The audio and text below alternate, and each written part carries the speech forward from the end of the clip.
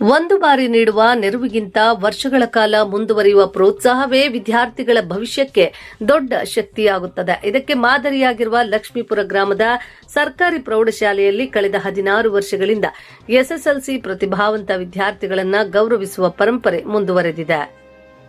ಮಾಜಿ ಮಂಡಲ ಪ್ರಧಾನ ದಿವಂಗತ ಪಚ್ಚಾರಮಾಕಲಹಳ್ಳಿ ವೆಂಕಟಸ್ವಾಮಿ ರೆಡ್ಡಿ ಅವರ ಸ್ಮರಣಾರ್ಥ ಅವರ ಅಳಿಯ ಡಾ ರಮೇಶ್ ಅವರು ಈ ಕಾರ್ಯವನ್ನು ನಿರಂತರವಾಗಿ ನಡೆಸಿಕೊಂಡು ಬರುತ್ತಿದ್ದಾರೆ. ಎಸ್ಎಸ್ಎಲ್ಸಿ ಪರೀಕ್ಷೆಯಲ್ಲಿ ಉತ್ತಮ ಸಾಧನೆ ಮಾಡುವ ವಿದ್ಯಾರ್ಥಿಗಳಿಗೆ ಪ್ರತಿ ವರ್ಷ ನಗದು ಬಹುಮಾನ ನೀಡಿ ಅವರ ಮುಂದಿನ ಶಿಕ್ಷಣಕ್ಕೆ ಉತ್ತೇಜನ ನೀಡುತ್ತಿದ್ದಾರೆ.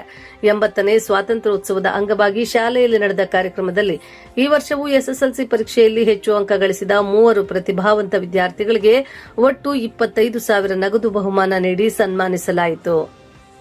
ಈ ಸಂದರ್ಭದಲ್ಲಿ ಮಾತನಾಡಿದ ಡಾ ರಮೇಶ್, ನಮ್ಮ ಮಾವ ದಿವಂಗತ ಪಚ್ಚಾರಮಾಕಲಹಳ್ಳಿ ವೆಂಕಟಸ್ವಾಮಿ ರೆಡ್ಡಿ ಅವರು ಸಮಾಜಮುಖಿ ಕಾರ್ಯಗಳಿಗೆ ಸದಾ ಒತ್ತು ನೀಡುತ್ತಿದ್ದರು.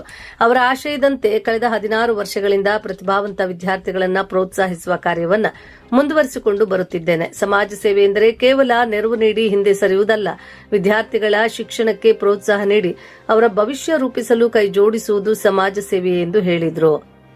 ಸ್ವಾತಂತ್ರ್ಯದ ಮಹತ್ವವನ್ನ ವಿವರಿಸಿದ ಅವರು, ಸ್ವಾತಂತ್ರ್ಯ ನಮಗೆ ಯಾರೂ ಉಡುಗೊರೆಯಾಗಿ ನೀಡಿಲ್ಲ.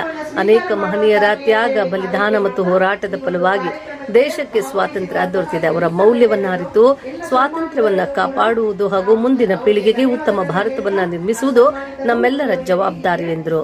ಕಾರ್ಯಕ್ರಮದಲ್ಲಿ ಶಾಲೆಯ ಶಿಕ್ಷಕರು, ವಿದ್ಯಾರ್ಥಿಗಳು, ಪೋಷಕರು ಹಾಗೂ ಗ್ರಾಮಸ್ಥರು ಉಪಸ್ಥಿತರಿದ್ದರು. ನಮ್ಮ ಸಂಸ್ಥೆ ಪರವಾಗಿ ಅಂತ ಹೇಳ್ತಾ ಜೋರಾಗಿ ಚಪ್ಪಾಳೆ ತಟ್ಟೋದ್ರ ಮುಖಾಂತರ ಕೃತಜ್ಞತೆಯನ್ನು ಸಲ್ಲಿಸೋಣ. Thank you sir, thank you very much.